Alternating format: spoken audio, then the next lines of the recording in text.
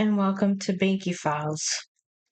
I've really been banging my head against the wall on this Nancy Guthrie investigation. I'm consuming content as fast as I can. I've been in, I follow JLR Investigates, I follow Criminal Network, I follow 857 Tucson. All these guys are boots on the ground in Arizona. And I've recently been made aware of Monks Intrigue, and I had a lot of people in the chat telling me you gotta watch it, you gotta check it out. So I did, and I just want to try and answer some of the questions that I have with what I know to be true, or presented as food for thought on Monks Intrigue's channel. And for those of you that don't know, he's Monks Intrigue. He's another YouTuber. And just last night, I think it was, he was on the Interview Room, which I'm a fan of. Chris McDonough and company. I love all those guys. They're former FBI agents. There's a forensic psychiatrist, I believe he is, Dr. Gary Brucato. Amazing, amazing. So I I just asked some questions out there on the internet to see what I could come up with. And basically, we've got, 3 months. It's a long time for nothing. We've heard nothing. No one's found Nancy. No one's said anything. The FBI is very silent, which hopefully that's a good thing. But, when there's an 84-year-old woman that's just vanished, there's no one heard a struggle. No one called 911 that night. There's no really verified ransom demand in my mind that holds up to um, any kind of legitimacy, honestly. The only thing about the ransom notes is um, it was mentioned that in one of them there was an apology about, oh, like, we didn't know how sick your mother was, and we're sorry that this happened.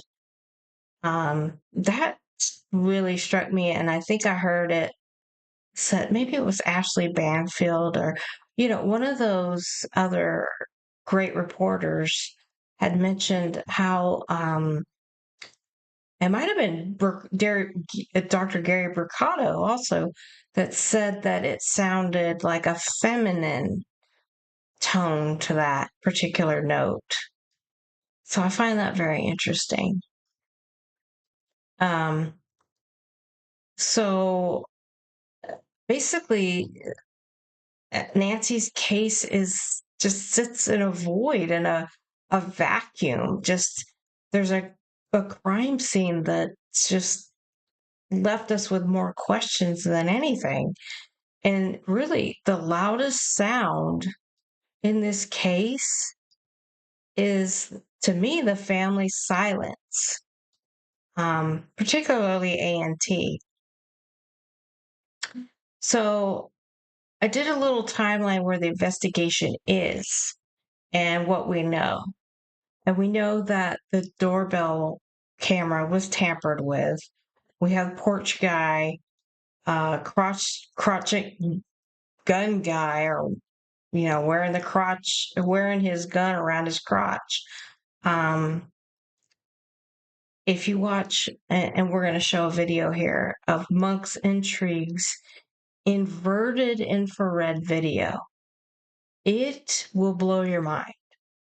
The fact that this guy approaches the porch area so casually, just like it was just any other night. I'm just going about my day, fucking with cameras or whatever I'm doing.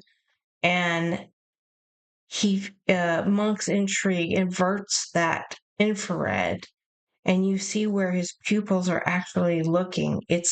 We're going to show it right now. It's so fucking disturbing.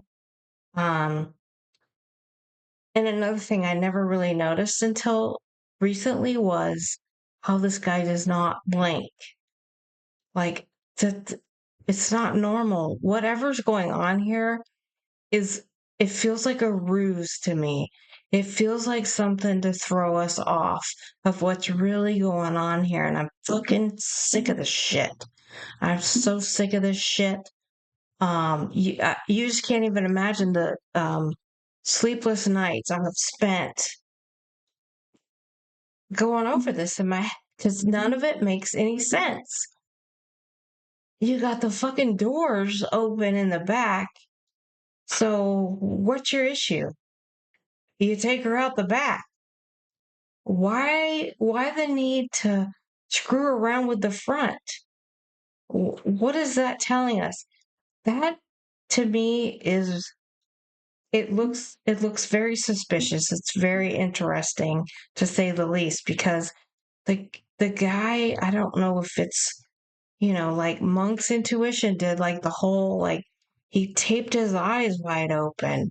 And is it that scenario? Does the guy have a mask underneath the what the hell do you call that thing? The mask, the baklava, whatever the fuck it's called. Anyway, there's blood evidence in the front. So how'd that get there? My theory has always been that Nancy was awakened by her phone saying motion detected at the front fucking door. 100%. That, I believe she felt so safe and so secure in her home that she might have actually opened the door to see, oh, what is there, a javelina attacking my bushes? Is it a coyote, God forbid? What's going on? And we still, that we still don't know what happened to her dog, because that's been a whole other topic of conversation. But um, I think, Nancy was a lover of wildlife. She didn't want cameras catching bad actors. She wanted the cameras to catch wildlife. I mean, it's just so fucked. We know that the DNA has finally been submitted to the FBI, and now we know there's a hair. So I'm very hopeful, and I'm praying that the hair was taken initially and not after, now we know Cameron was there day 2. And so he's rooting around in there doing whatever. Not saying he's involved. I'm saying now it's in my mind, it's confirmed that Cameron was at the Nancy's home on the second day. So hopefully the hair was obtained in the initial hours of this investigation by Pima County, whatever. Hopefully they didn't fuck this up. We know that Nanos basically told the FBI to fuck off, and I'm going to send this to my lab in Deerfield Beach, which, no knock on that lab, that's a great lab. However, we now know from C.C. Moore, the DNA genetic genealogist queen that pretty much invented it, that that hair needs to go to Australia and should have gone there. So hopefully all this is happening in the background, and the fact that there's silence to this is a good thing. That's really all we can hope for at this point. We don't have proof of life.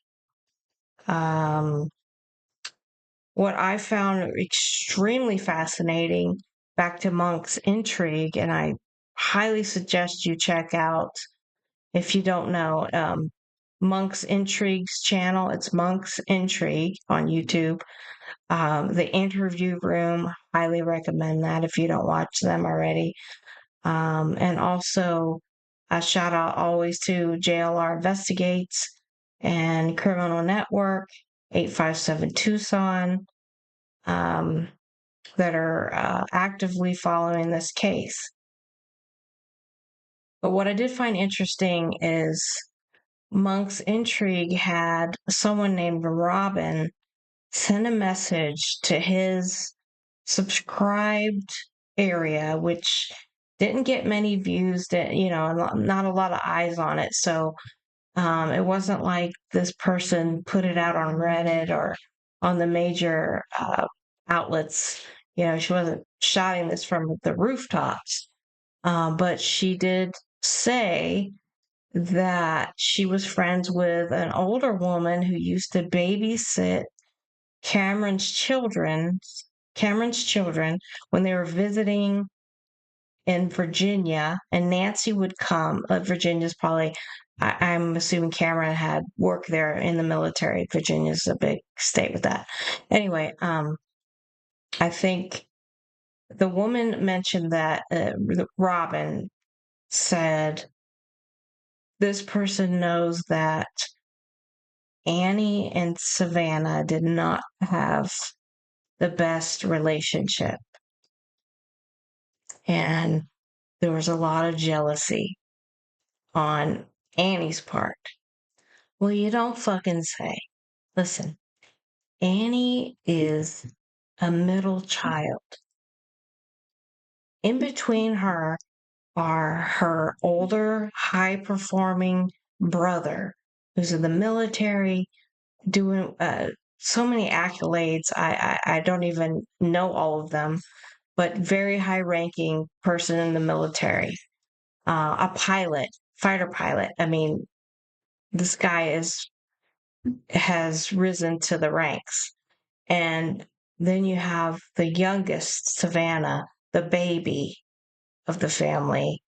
And what is she doing? She is pursuing her dreams, and she made it to the pinnacle of journalism, of morning television, is the Today Show. The Today Show is bigger than GMA and whatever they got going on with Gayle King at CBS. I mean, the Today Show is the GOAT. So she made it.